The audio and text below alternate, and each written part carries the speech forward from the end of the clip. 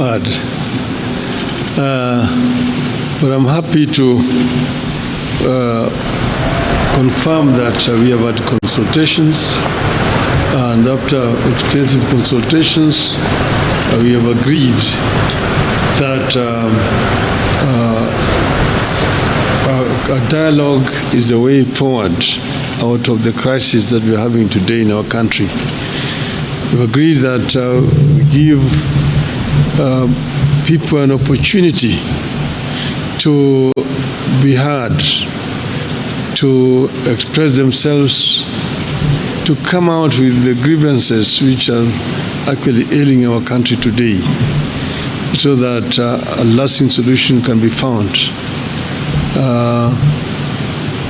Because of restrictions of resources or limitation of resources, we've agreed that everybody else will bear their cost of coming to this meeting. But we want it to be a really very engaging conversation on the way forward, so that we deal with fundamental issues that are affecting our society today.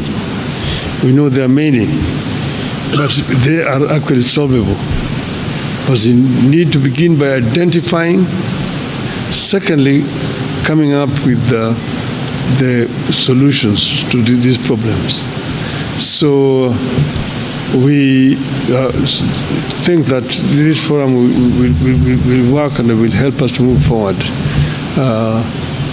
We want representatives from political parties, from religious groups, from the civil society, from working community, from the employers and professionals and intellectuals of our country. The youth particularly, because as I mentioned earlier on, youth actually the majority in our society today, and we want them to be properly heard.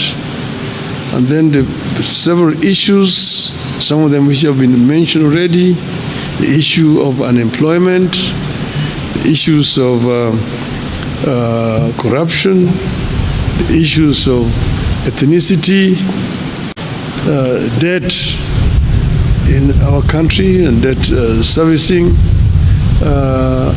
and generally management of the economy are issues that we need to talk about. So we look forward to getting this process started. Thank you very much. Thank you.